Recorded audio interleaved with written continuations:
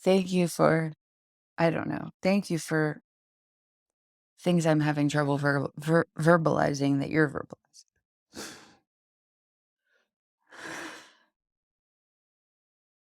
Toxicant-induced loss of tolerance.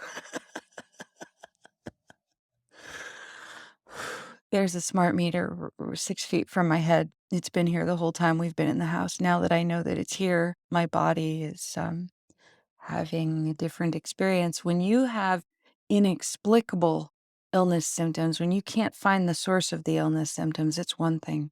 When you find the source and it's a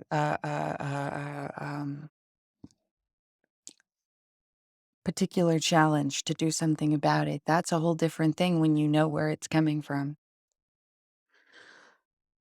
What an experience. If all of this was like, do I have a handkerchief? All of this was obscured for us. When it's obscured for us, the way it comes to consciousness is like it's got countless billions, millions, trillions, gazillions, tiny, tiny increments of oxygen and nutrients coming back into the flesh, which was restricted, which was clenched, which was squashed,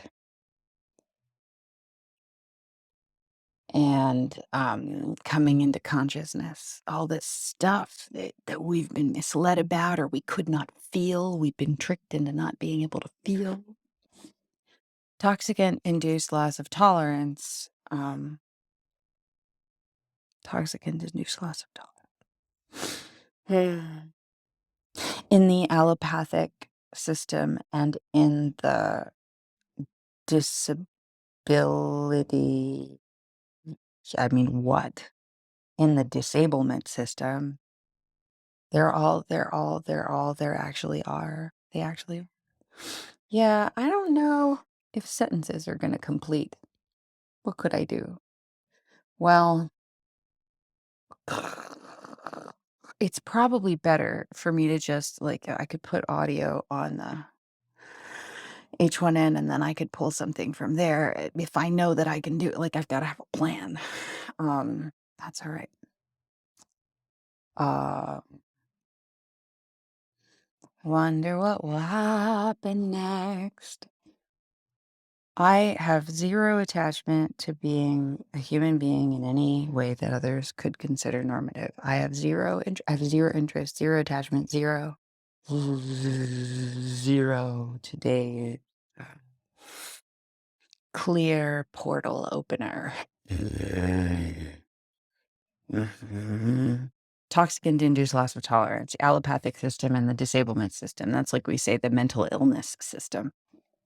Yeah, my big issue with all of that is that the physical mechanism, the physics of it, is that toxicant-induced loss of tolerance.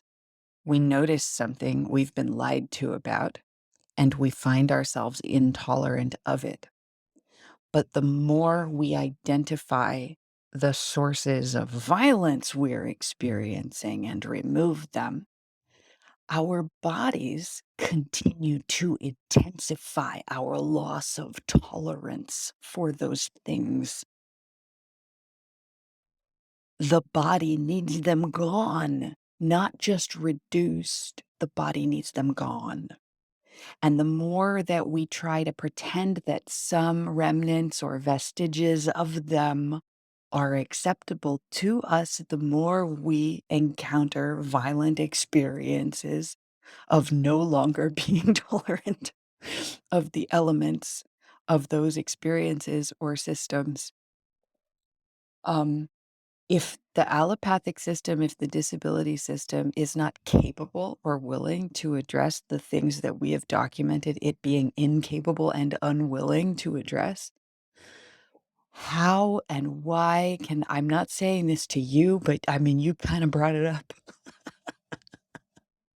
I don't know if I'm sorry about that. Am I sorry? Am I sorry for anything right now? I've spent too much time being sorry for things. It's what I think. I've wasted a lot of time being sorry for things. Some of those things I want to be respectful, honorable being sorry about. But I think I am I'm blaspheming my life energy when I do it. And if there's nobody left that likes me when I'm less sorry or entirely not sorry on an every moment basis, that would not be very different from what I'm already experiencing. Why are we still going to traffickers to get our needs met? And I mean, that's like, can I live in this world where that's what we're doing? Well, I'm sleeping with my head 6 feet away from a smart meter. I saw it. I saw it with my eyes. I tried to get around the house, but it's all overgrown on that side of the house. Toxicant-induced loss of tolerance. Why would we go to traffickers to get our needs met? Why? And if we do, and we should certainly have a particular set of stories about it so that we would then extricate ourselves from it, not um, treat it as if it's something that's safe. Because treating it as something that's safe is saying, well, I really need my, oh my God. I'm not sorry for anything anymore. And if nobody likes me, that's not going to be different. It's not going to be different. It's not going to be different. If I only ever have one person at a time to talk to, it's not going to be different. If I am my whole self and people have a problem with it, it's not going to be different than me telling the truth and trying to be sweet to everybody all the time. It's not going to be different. What's going to be different about it? Oh, I will free up some of my true life energy and build strength into my body. Good fucking idea. I'm by myself almost all the time. Stretch the flesh, oxygenate, and the tiny bits, all the tiny bits. Oxygenate, blood flow, oxygenate.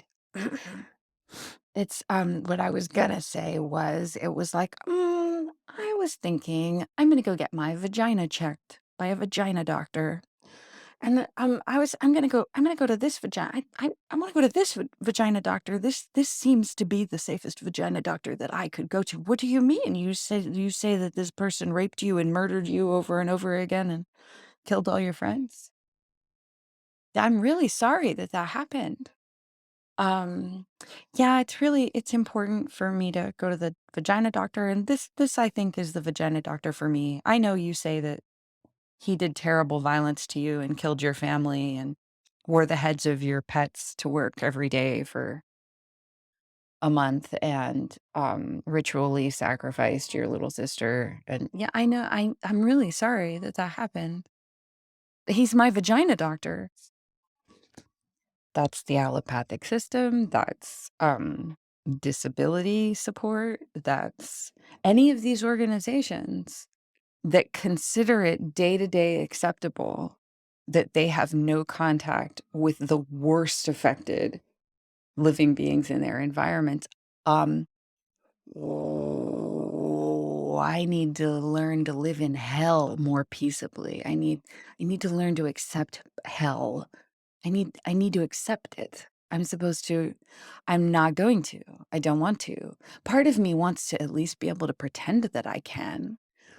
Unfortunately, my experiences of pretending that I can have resulted in me getting falling into a trap, slipping into a sinkhole, and forgetting for some amount of time. I'm not okay with that. I'm not okay with it. Um, I'm not okay with it. I too benefit from seeking, resourcing from traffickers. In what ways?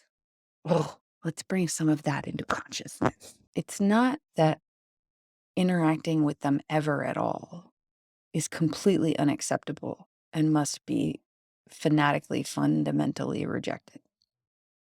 It's that we must always have clarity, awareness, and consciousness about what we're doing and what has happened. And if we aren't doing that, w- we are swimming in neurotoxins and endocrine disruptors. We are swimming in EMF that is brutally altering our bodies at all times. The modern EMF is, I'm very interested in how long it took me to figure this out. We are in environments where it has been made exceedingly easy for us to choose to be harmed because it's familiar or enjoyable or relieves some other stressor, because it's a useful, socially sanctioned form of dissociation. There's one big difference, that every time I've been able to identify that I've been mean, right? Like I say that other people get mean, or cruel, when they cross the stress threshold, the trauma threshold. I run recorders all the time so that I remember, and others could perhaps have the option of remembering, that the whole time I am supposedly mean, I am saying, look at what these systems are doing. We have to, we have to change it. I'm being physically harmed. I lose the ability to communicate gently or kindly because I'm forcing the words out of trauma, trauma, trauma. And that's physical damage to the body. That's injuries to the body. You may not be able to see them, but that's the way it's happening now. We got some new technology. And when other people do it, they're in hypnosis. They're not aware of the things that are causing it. They become radically less aware of the things that are causing it. And I have used every resource at my disposal in all of this, in my body and everything I can reach outside my body, to make sure that we remember that there's a reason we're being harmed, and it's to put us into this hypnosis. I'm watching other people go into the hypnosis, and I'm refusing to go into the hypnosis. So if I am mean in those cases, um, I am doing everything in my power to make sure that if others perceive me as mean or cruel when I'm fighting for my life and trying not to be killed, that can be construed as mean or cruel. I know. But then that's when the meanness and cruelty of being killed comes out of the body. We have recordings, we have documentation. A huge part of what intuitive public radio has been is that, look, I'm here recording all of this stuff. I'm showing you all of this stuff that's happening. Everything that I can manage to broadcast, I'm broadcasting. Everything that I can manage to document privately, I'm protecting so that it can be accessed and discussed in private, or maybe, whatever things are okay for public. We are conducting a media enterprise that allows us to demonstrate, this is how people are being hypnotized. This is how we've been subjected to violent hypnosis. This is how the mechanism works. Don't forget it. Oh, and I mean, maybe before that part, we could vehemently say, pay attention. When people are reaching for the dissociation, they are turning themselves into robots by failing to note all of the influences that they want to consider it normal, or it's something that's enjoyable for them, like watching a television that never actually turns off. You turn it off, but it's not off. Does all this other shit. Um, the way people have been taught to use devices, it is ambient, it is environmental dissociation. It's creating dissociation. People aren't able to remember what's going on, and so they dissociate into whatever application they're using or show that they're watching.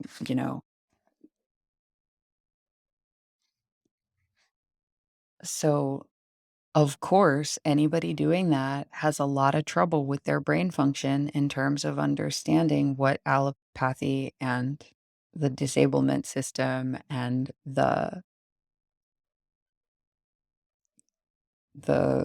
psychiatrogenic the psychiatrogenic mental illness. You can only follow what they tell you because they tell it to you in a way you can receive through hypnotic influences. And if you don't have the personal and community and collective resources, the family resources, the somatic resources, if you don't have the resources to keep enough conflicting details in your brain, you don't have the cognitive resources to track it. And then when other people try to track it for you, you are being actively, continually conditioned to blame them for it. So unless you have some major preventative reflex, some major survival reflex, some major activation of the body, say, we are dealing with the adversary. We are in now an encounter with the adversary. We are in an embrace with the adversary. If you don't know that, you will be a robot. You will hurt the people around you. You will support trafficking pathways. That's what it is. It's built all around us. It's being built into our bodies. Every one of us already has significant amounts of it built into our bodies. We came up in these environments.